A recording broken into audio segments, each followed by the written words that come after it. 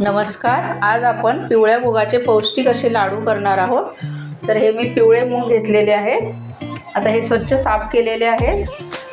हे मी भाजून घेतलेले आहेत, त्यामुळे याचा काळपट कलर आलेला आहे.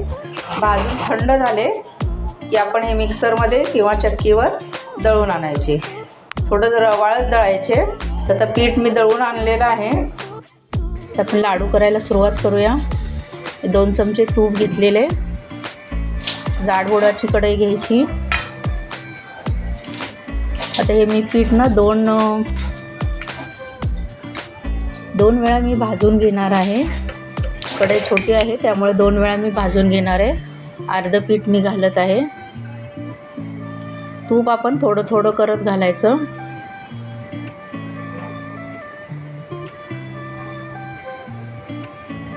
आता हे पीठ हलवून घेऊया आपण. गॅस एकदम हळूच ठेवायचा.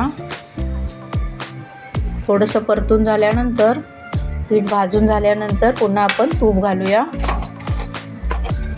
ह्या गाठी तयार झाल्यात त्या आपण मिक्स करायच्या. पुन्हा 1 चमचा तूप घालूया आणि मिक्स करून घेऊया. आपण मूग भाजून घेतलेले त्यामुळं हे पीठ भाजायला जास्त वेळ लागत नाही आहे.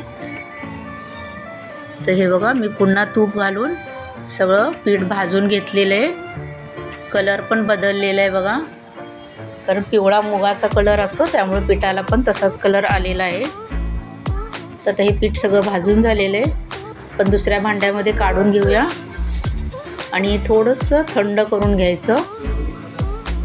आणि अर्धा किलो मूग आहे तर आपण अर्धा किलोला थोडा, म्हणजे जवळजवळ पाव किलोला जास्त गूळ घेतलेला आहे. हा गूळ चिरूनच घ्यायचा,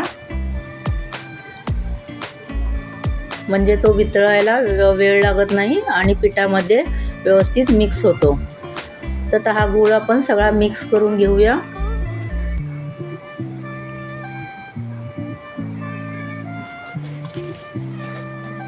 हा गूळ खिसूनच घ्यायचा. बघू शकता तुम्ही. आता हे सगळं मी हातानेच मिक्स करत आहे. मी आणि माझी आई हे लाडू आम्ही दोघीजणी करत आहोत.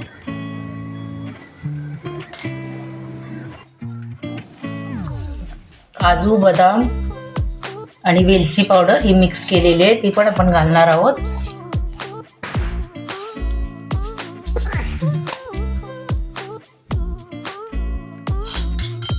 आता हे सगळं एकदम मिक्स करायचं.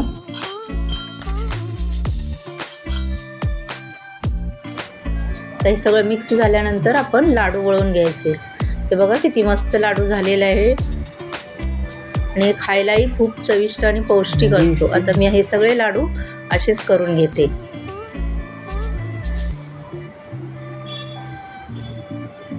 माझी रेसिपी तुम्हाला आवडली असल्यास लाईक करा, शेअर करा, सबस्क्राईब करा. धन्यवाद.